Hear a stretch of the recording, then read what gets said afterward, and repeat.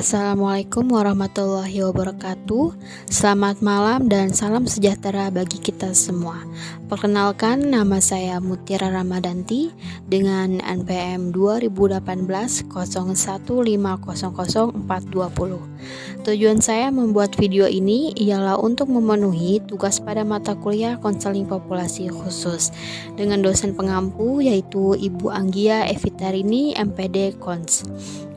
Pada kesempatan kali ini, saya akan menjelaskan serta memaparkan hasil wawancara saya dengan klien saya tentang permasalahan terkait perempuan dan anak, yaitu masalah kekerasan dalam rumah tangga atau yang disingkat dengan KDRT. Nah, sebelum menonton lebih lanjut video saya, mohon like dan subscribe terlebih dahulu ya teman-teman. Terima kasih. Perempuan dan anak-anak rentan sekali menghadapi resiko kejahatan yang tinggi di lingkungan masyarakat. Oleh karena itu, mereka sangat membutuhkan pengamanan. Nah, maraknya kekerasan yang terjadi pada perempuan dan anak menimbulkan adanya fenomena yang disebut dengan gap gender. Kondisi ini di mana adanya perasaan superioritas dan lebih besarnya kekuatan antara satu gender ke gender yang lain, yang kemudian menciptakan adanya kesenjangan. Hal lain juga disebabkan karena adanya pemikiran dan adat serta norma-norma sosial yang masih kental di masyarakat, seperti adanya pepatah Jawa bahwa perempuan memang hanya bertugas sebatas masak, manak, dan macak. Hal ini membuat pergerakan dan potensi perempuan terhalangi. Keterbatasan kesetaraan perempuan dalam karir dan peran politik masih tergolong minim. Kekerasan yang terjadi pada perempuan dan anak tidak akan terjadi ketika perempuan dan anak direndahkan atau ditaruh pada posisinya di bawah gender lain. Padahal lebih dari itu, perempuan mampu berperan, menyuarakan pendapat, memimpin, dan bahkan memberikan sebuah perubahan.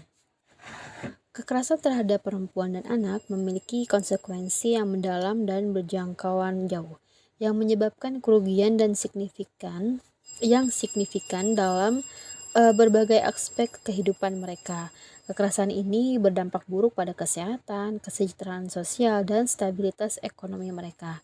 Dalam hal kesehatan, hal itu menyebabkan cedera fisik dan mental, kecacatan, dan masalah kesehatan terkait lainnya, yang selanjutnya melanggengkan siklus kekerasan.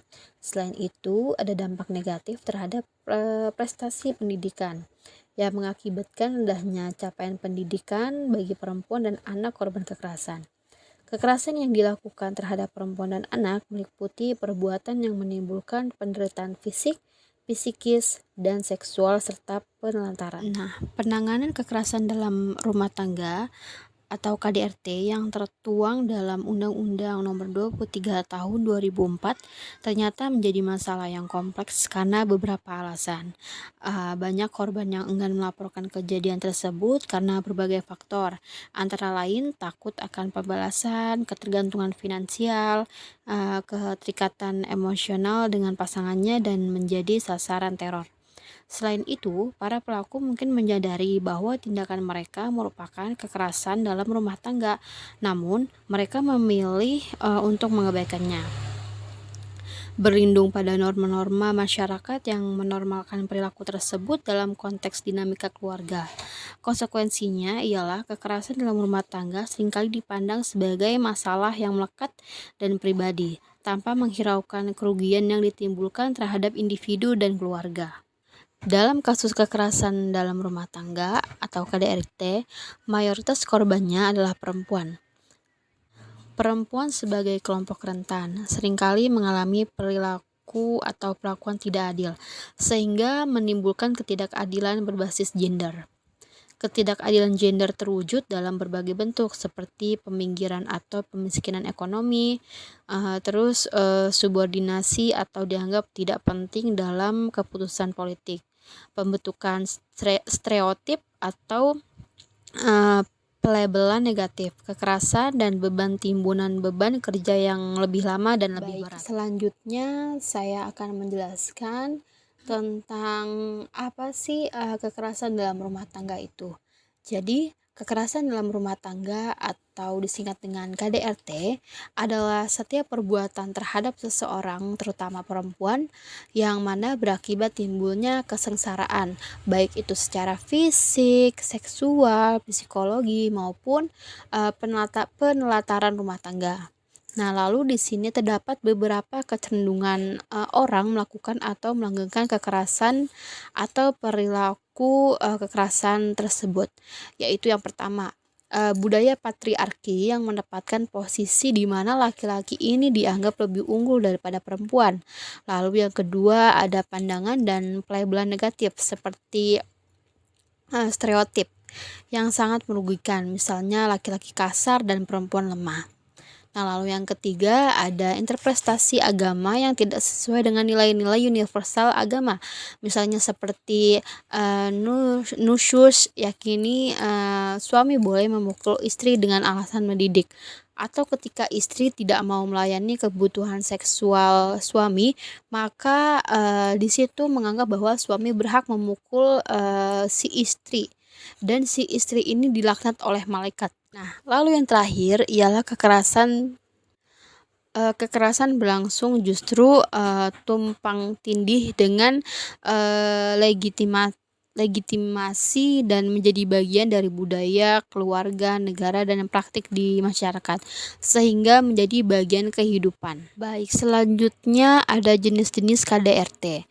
Yang pertama ada kekerasan terbuka, yakni kekerasan fisik yang dapat dilihat seperti perkelahian, memukul, menjambak, mendorong, bahkan hingga membunuh. Lalu ada kekerasan tertutup, yaitu kekerasan yang bersifat tersembunyi, seperti ancaman dan hinaan yang kemudian menyebabkan si korban ini susah untuk tidur, tidak percaya diri, merasa terteror, dan memiliki keinginan untuk bunuh diri. Nah, lalu ada kekerasan seksual. Kekerasan ini merupakan kekerasan yang dilakukan untuk memuaskan hasrat seks fisik dan verbal. Nah, secara fisik misalnya seperti pelecehan seksual. Contohnya di mana si suami ini memaksa sang istri untuk berhubungan intim secara verbal, seperti membuat ejekan atau gurauan yang bersifat melecehkan atau menghina korban. Lalu ada kekerasan finansial. Kekerasan ini adalah kekerasan yang dilakukan dalam bentuk eksploitasi, memanipulasi dan mengendalikan korban dengan tujuan finansial serta memaksa korban bekerja, tapi menelantarkannya serta mengambil harta pasangan tanpa sepengetahuannya.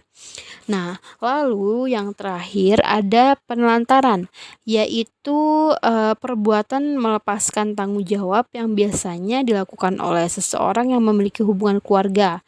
Namun dalam hal ini biasanya yang menjadi korban adalah anak secara ilegal. Kasus ini biasanya terjadi karena beberapa faktor, di antaranya adalah faktor ekonomi keluarga, penyakit mental anak, lalu anak hasil hubungan di luar nikah, dan faktor-faktor lainnya. Yang selanjutnya ada faktor-faktor penyebab terjadinya kekerasan dalam rumah tangga. Faktor individu. Motivasi utama pelaku dalam melakukan kekerasan dipandang sebagai ketidakmampuan untuk menahan emosi. Bahkan kekerasan digunakan sebagai media untuk mengekspresikan emosinya seperti marah, frustasi, ataupun sedih. Nah, faktor utama seseorang untuk melakukan kekerasan adalah kurangnya rasa empati. Hal ini bergantung pada pertumbuhan rasa empati pada dirinya sejak lahir, akibat dari apa yang dia pelajari dan lihat dari reaksi orang-orang dewasa terhadap penderitaan atau rasa sakit orang lain. Lalu ada faktor sosial ekonomi. Faktor ini berkaitan dengan anggapan bahwa perempuan ataupun istri hanya mengurus suami, anak, dan rumah, sedangkan suami yang mencari nafkah sebagai tugas utama. Adanya ketergantungan ini menjadikan istri sering mendapat hukuman atau bahkan perlakuan kasar dari sang suami akibat tidak menjalankan perannya sebagai istri dengan baik dan ideal di mata suami. Nah, kekerasan oleh faktor ekonomi juga biasanya diakibatkan karena pekerjaan suami yang notabene berpenghasilan rendah. Lalu ada sosial budaya, yaitu kebiasaan yang tertutup atau malu bahkan enggan untuk melaporkan tindak kekerasan yang dialami atau dilihatnya. Hal ini terutama sering terjadi dalam lingkup rumah tangga, karena sebagian besar masyarakat menganggap rumah tangga adalah wilayah pribadi yang tidak boleh dicampuri oleh orang lain. Memang itu tidak salah, akan tetapi jika terlalu tertutup, hal itu justru akan memperburuk permasalahan yang terjadi di dalamnya. Tingkat pendidikan. Rendahnya pendidikan akan berdampak pada minimnya pengetahuan untuk menyelesaikan permasalahan secara musyawarah dan solusi yang efektif dibandingkan dengan kekerasan. Akan tetapi tidak menjadi jaminan nih juga untuk seseorang berpendidikan tinggi dapat menyelesaikan setiap permasalahan dengan cara yang baik, karena pengetahuan di sini lebih ditekankan pada pengetahuan akan norma hukum yang berlaku yang mengatur hak dan kewajiban setiap orang. Lalu strata sosial. Perbedaan strata sosial juga menjadi hal yang mendasar terjadinya kasus kekerasan, di mana pihak yang berasal dari strata sosial yang tinggi biasanya memiliki ego yang tinggi. Nah, ego yang tinggi ini akan terwujud dalam sikap merendahkan atau meremehkan pihak lainnya. Hal ini berakibat pada ketidakberdayaan masing-masing pihak yang menjadi korban. Kasus ini sering terjadi pada anak-anak dalam bentuk bullying, di mana si korban biasanya berasal dari golongan yang miskin atau memiliki kekurangan di kehidupan sosialnya.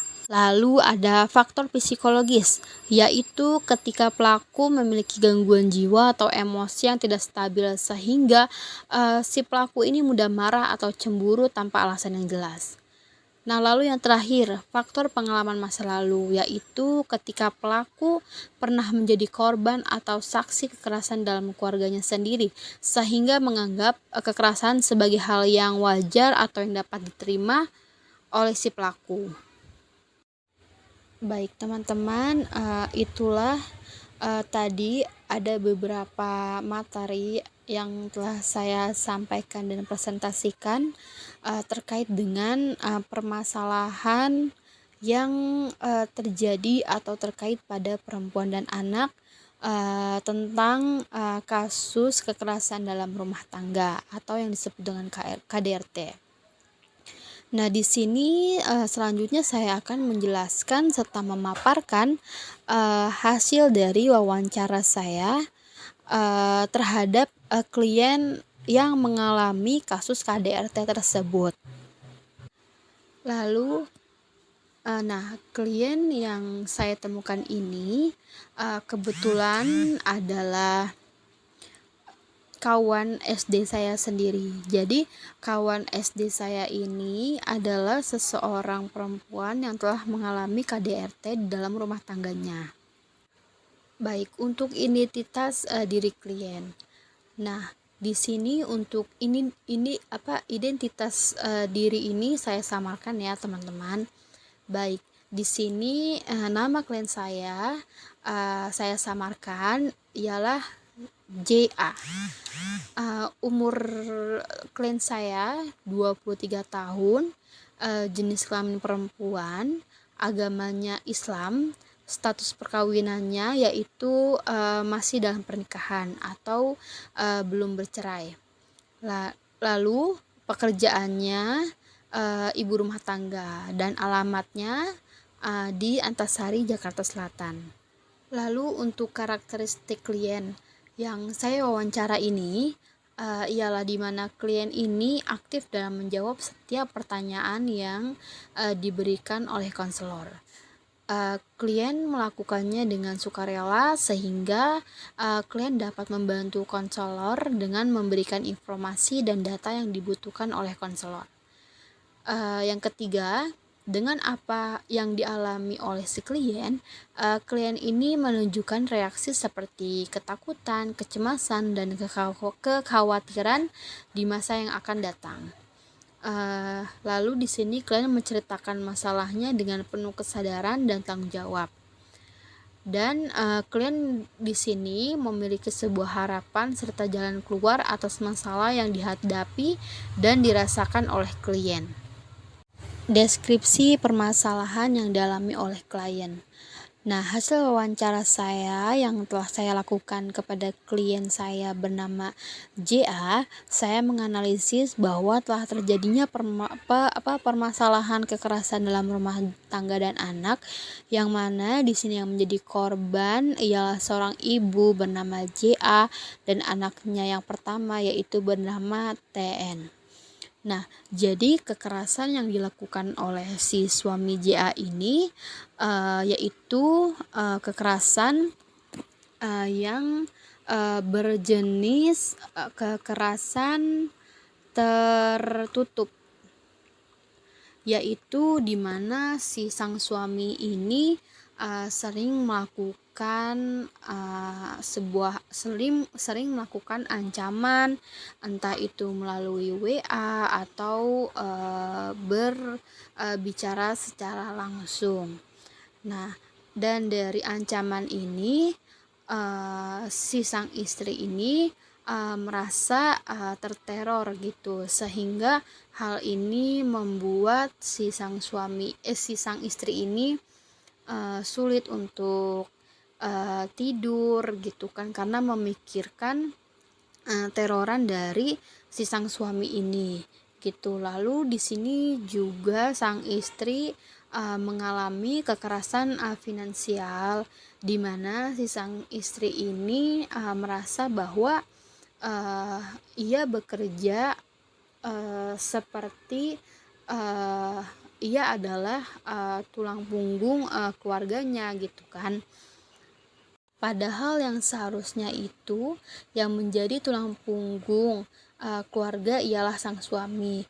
Tetapi karena sang suami ini sudah melihat bahwa penghasilan yang dihasilkan oleh sang istri ini lebih banyak daripada si sang suami, maka si sang suami ini menjadikan si sang istri ini.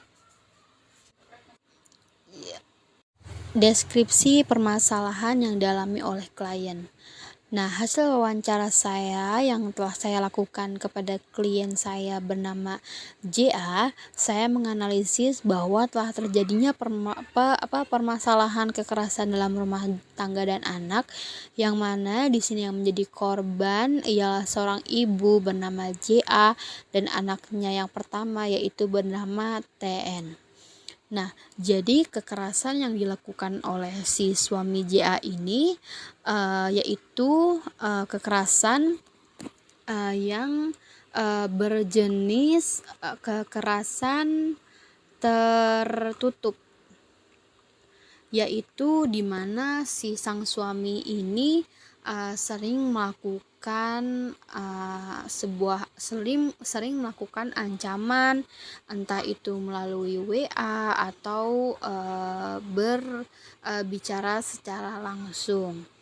Nah, dan dari ancaman ini si sang istri ini merasa terteror gitu, sehingga hal ini membuat si sang istri ini sulit untuk tidur gitu kan, karena memikirkan teroran dari si sang suami ini gitu. Lalu di sini juga sang istri mengalami kekerasan finansial, di mana si sang istri ini merasa bahwa ia bekerja seperti ia adalah tulang punggung keluarganya gitu kan. Padahal yang seharusnya itu yang menjadi tulang punggung keluarga ialah sang suami. Tetapi karena sang suami ini sudah melihat bahwa penghasilan yang dihasilkan oleh sang istri ini lebih banyak daripada si sang suami, maka si sang suami ini menjadikan si sang istri ini. Selanjutnya ada analisis kebutuhan. Adapun beberapa masalah yang dialami klien saya yang bernama JA ini berdasarkan data hasil wawancara ialah yang pertama, trauma yang membuat klien tidak dapat menjalani kehidupan kesehariannya dengan baik dan normal. Yang kedua, memiliki rasa sedih dan sakit hati yang amat mendalam sehingga membuat diri klien mudah lelah dan tidak bersemangat. Lalu yang ketiga, klien memiliki rasa sedih, takut, dan cemas sehingga membuat klien menjadi sering melamun. Lalu yang terakhir, klien mudah marah dan kesal terhadap anak-anaknya dikarenakan emosinya yang menjadi tidak stabil. Adapun beberapa masalah yang dialami oleh sang anak yang menjadi salah satu korban juga dalam kekerasan rumah tangga yang dilakukan oleh sang suami JA ialah yang pertama, anak menjadi mudah takut terhadap lingkungan dan orang-orang baru di sekitarnya. Lalu yang kedua, rasa percaya diri yang rendah. Yang ketiga, emosi yang tidak stabil sehingga sang anak mudah menangis, mudah memberontak, dan berperilaku agresif. Lalu yang keempat, memiliki pemahaman yang rendah sehingga susah memahami pelajaran di sekolah. Lalu yang terakhir, sang anak mudah takut dan suka melawan kepada sang ayah. Untuk kendala saat melakukan wawancara, sebenarnya terkendala di waktu saat wawancara, karena klien ini tidak menginginkan melakukan wawancara ini di rumahnya gitu. Nah, tetapi klien ini ingin melakukan wawancara di tempat lain. Nah, kendala pun juga terjadi kepada diri saya karena kebetulan saya ini kan juga bekerja di hari-hari biasa gitu. Jadi untuk menentukan waktu bertemu saya dengan klien, saya harus mencari jadwal yang pas gitu, karena apabila si klien ini mengikuti jadwal saya, terkadang si klien ini takut bertemu dengan atau dipergoki oleh sang suami gitu. Jadi di sini saya lah yang harus mengikuti jadwal si klien tersebut. Seperti itu. Selanjutnya, potensi diri klien. Nah, di sini potensi yang dimiliki oleh klien, yang pertama, klien memiliki rasa tanggung jawab terhadap anak-anaknya. Nah, jadi walaupun keadaan fisik dan psikis si klien ini merasa terganggu dan merasa batin terhadap perilaku sang suami, tetapi si klien ini masih memiliki rasa tanggung jawab terhadap anak-anaknya, karena si klien ini mempunyai keinginan bahwa sang anak ini harus hidup seperti anak-anak yang lainnya yang merasakan tumbuh kembang yang stabil dan kondisi perasaannya yang bahagia. Lalu yang kedua, rasa semangat pekerja keras untuk membiayai dan menghidupi anak-anaknya. Nah, lalu yang ketiga, memiliki jiwa usaha kewirausahaan yang sangat matang untuk membuka peluang usaha jualan. Untuk permasalahan yang dihadapi oleh si JA ini, menurut saya layanan yang tepat untuk menghadapi kasus KDRT atau kekerasan dalam rumah tangga yang telah dialami oleh si JA ini ialah dengan memberikan konseling individu. Nah, hal ini diberikan oleh konselor kepada korban melalui beberapa langkah.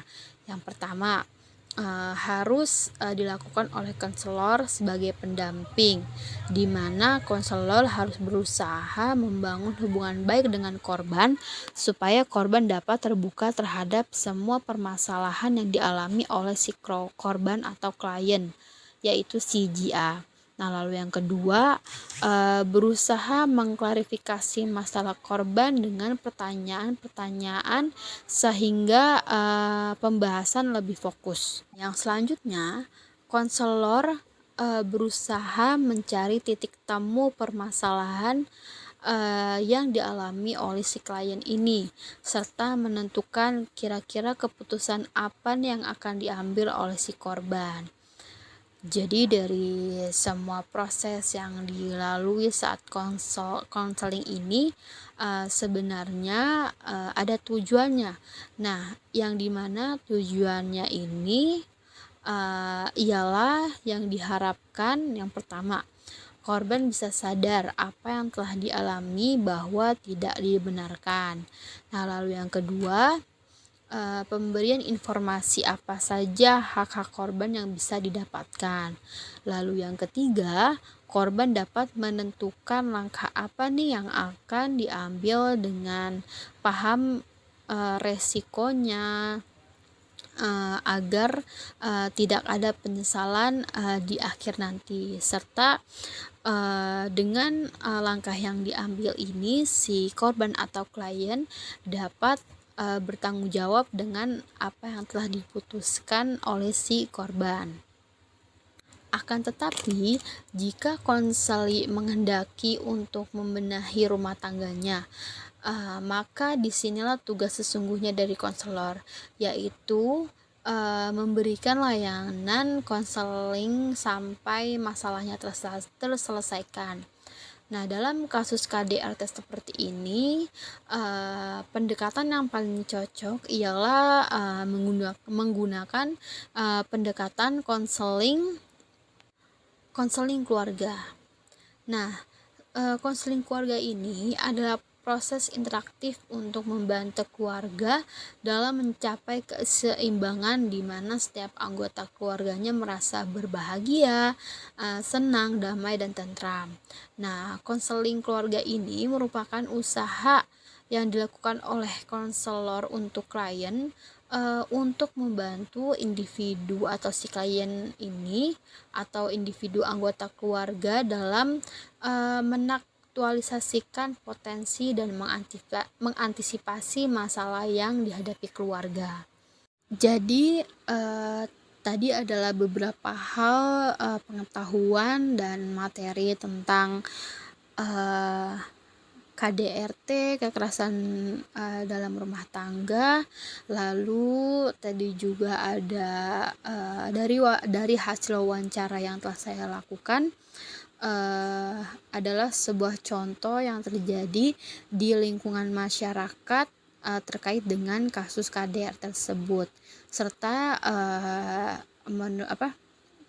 serta disitulah saya juga memberikan sebuah layanan yang menurut saya tepat.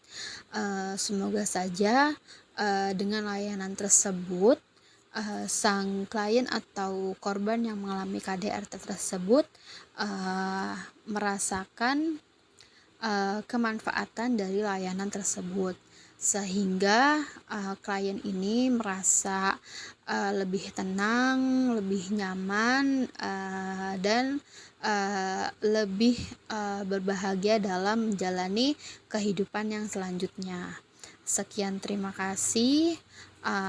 Apabila ada salah atau kekurangan kata, saya mohon maaf. Kurang lebihnya saya mohon maaf. Assalamualaikum warahmatullahi wabarakatuh.